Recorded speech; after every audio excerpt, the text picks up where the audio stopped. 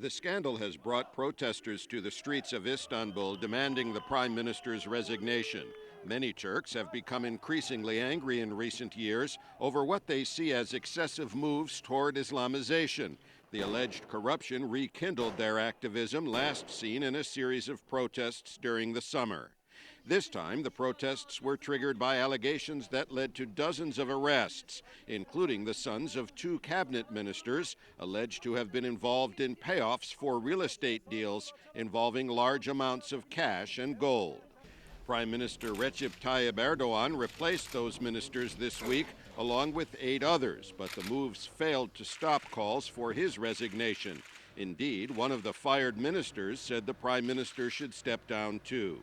The government further stoked public anger by firing hundreds of senior police officials involved in the anti-corruption probe, including the Istanbul police chief.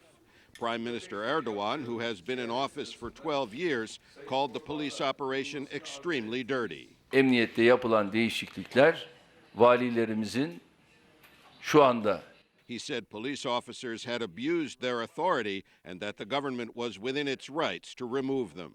The controversy has brought into the open the increasingly bitter rivalry between the prime minister and a former political ally, the reclusive Islamic cleric Fethullah Gulen, who lives in a private compound in the United States. He is said to wield significant influence in the Turkish police force and in the prosecution service. A prosecutor was removed from the case Thursday after complaining that police officials were refusing to enforce court orders related to his investigation. At the Hürriyet newspaper offices in Ankara, Utku Çakıruzaz says reduced confidence in Turkey's government and judiciary will damage the country domestically and internationally. Türkiye, Avrupa Birliği'ne aday ülke.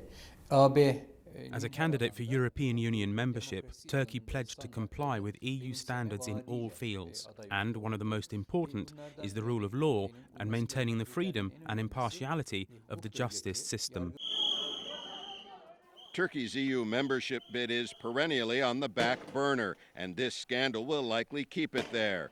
And Prime Minister Erdoğan will struggle to restore his damaged credibility, especially if, as some have predicted, he himself becomes caught up in the scandal as it unfolds.